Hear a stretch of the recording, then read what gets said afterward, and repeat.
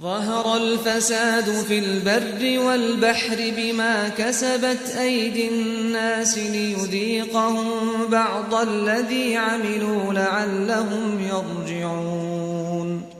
أعوذ بالله من الشيطان الرجيم. بسم الله الرحمن الرحيم. زين للناس حب الشهوات من النساء والبنين والقناطير المقنطرة من الذهب والفضة والخيل المسومة والأنعام والحرث ذلك متاع الحياة الدنيا والله عنده حسن المآب. قل أنبئكم بخير من ذلكم للذين اتقوا عند ربهم جنات تجري من تحتها الأنهار خالدين فيها وأزواج مطهرة ورضوان من الله والله بصير بالعباد. Now, alhamdulillah wa bil alamin. We thank Allah subhanahu wa ta'ala for us that He has led us this far. And these are online ATF. We pray Allah subhanahu wa ta'ala accept all that we have done therein as an act of ibadah. We pray He overlook our shortcomings and bless us immensely. Inshallah, we'll be listening to the closing remark, votes of thanks from our dear mother, our dear sister, the National Dawah Officer of Al-Muminat, the Believing Women Organization National Headquarters, Ajia Alima Falaunshaw. Bismillah. No. In the name of Allah, the Beneficent, the Merciful, all praise and adoration belongs to Allah, the Lord of the whole universe, the Creator of all creatures, the giver and taker of life without the consent of anyone. To Him belongs all power. May His peace and blessing be upon the noble Prophet Muhammad Ibn Abdullah, his household, companions, and those that follow his footsteps till the day of resurrection. Amen. No doubt, today marks the end of the 26th National Al-Muminat Training Forum, ATF. An uncontested thanks and adoration belongs to Allah subhanahu wa ta'ala, who has made it easy for us to execute this program. Alhamdulillah. We pray to Allah to let all the lectures delivered have a tremendous positive impact in our life, both in this world and the hereafter. Amen. Amen. My special appreciation also goes to all our guest lecturers, national executive members, executives at all levels of the organization, all members of Al-Muminat, the Believing Women Organization, and all our well-wishers. I implore us all to turn into practice all that is learned, and let us be firm on the path of change, combating the menace in the world with the Quran and the Sunnah, regardless of our situation. Beloved sisters in faith, I urge us all to spring into actions. Let the spring of our Rabbaniya flow forth. Increase our ibadah and use same to seek Allah's solution in various crises rocking Muslim lands across the globe. We pray Allah's continuous peace and mercy on this organization, our homes, the nation, and the world at large. We should renew our strength and rededicate ourselves to the cause of Allah subhanahu wa ta'ala and remain united and resolute in the call to the path of Allah. We pray to Allah subhanahu wa ta'ala to overlook and forgive our shortcomings.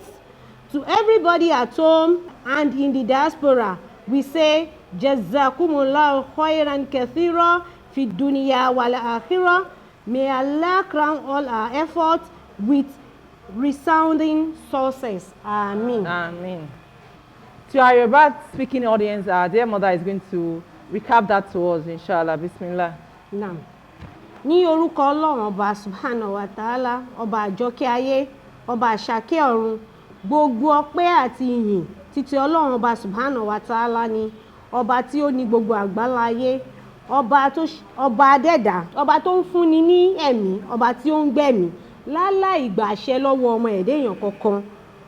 Gbogbo agbára pátápátá títí ọlọ́run ọba subhanahu wa ta'ala ni.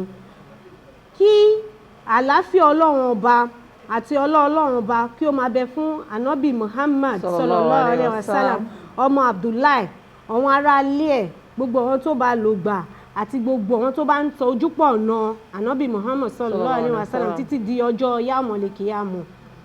Ní eléyìí tí kò sí àríyànjiyàn, èní ní òpin the 26th National Al-Muminat Training Forum ATF, ọpẹ́ tí kò ní àbàwọ́n rárá àti ìyìn fún ọlọ́run ọba subhanahu wa ta'ala tí ó ṣe nírọ̀rùn fún wa ní àti ṣe àwọn ètò yìí.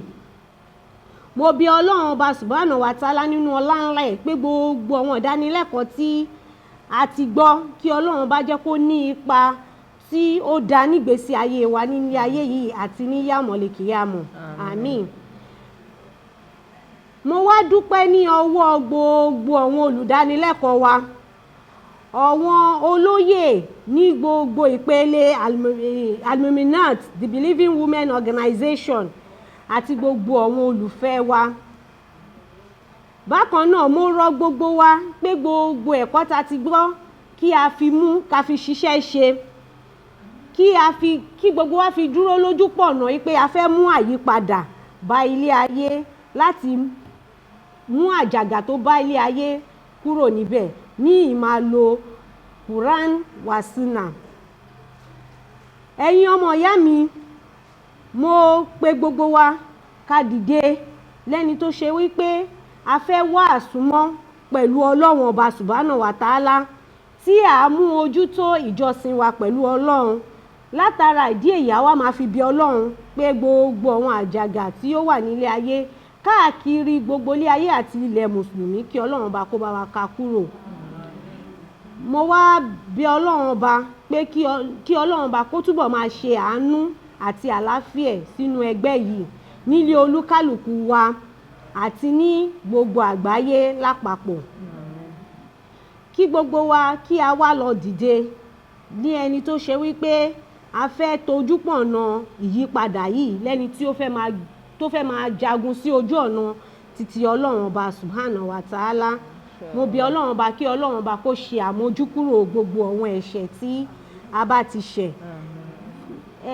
To every one of us, I say jazakumullahu khairan kathira wa barakallahu fi.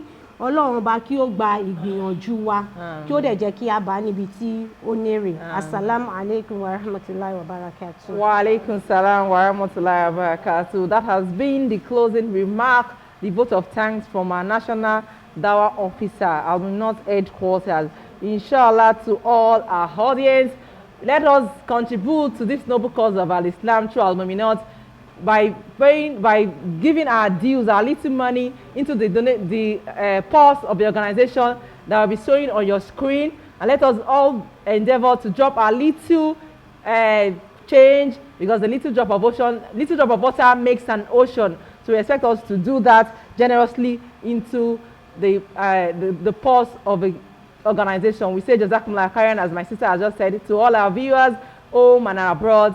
Till we meet again for the last lecture I'll be having today.